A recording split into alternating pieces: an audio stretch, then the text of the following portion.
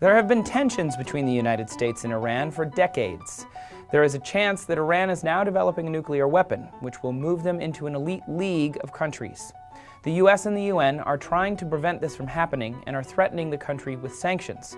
But Iran has been pushing back and no agreement has yet been made.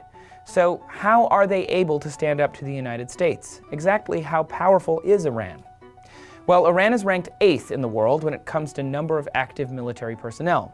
They're estimated to have 545,000 ready troops, just below countries like Pakistan and North and South Korea. They're also equipped with tanks, an air force, and a navy.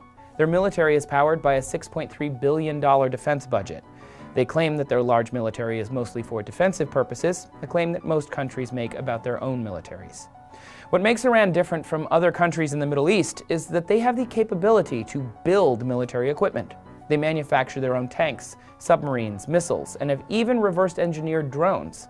And what they haven't built, they've obtained from the US before there were tensions between the two countries.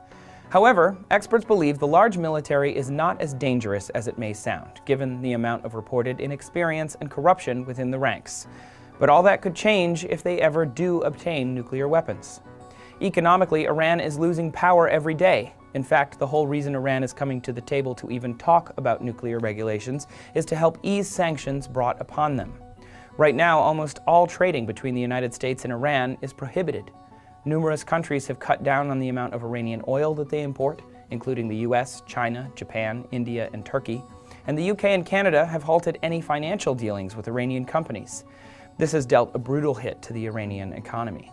In 2013, Iran's oil minister announced the country was losing $4 to $8 billion a month due to embargoes and sanctions. This leaves the country vulnerable to give in to pressures that they wouldn't normally agree to. So, with a large but unproven military coupled with an economy that is only getting worse thanks to low oil prices, Iran is not a world power.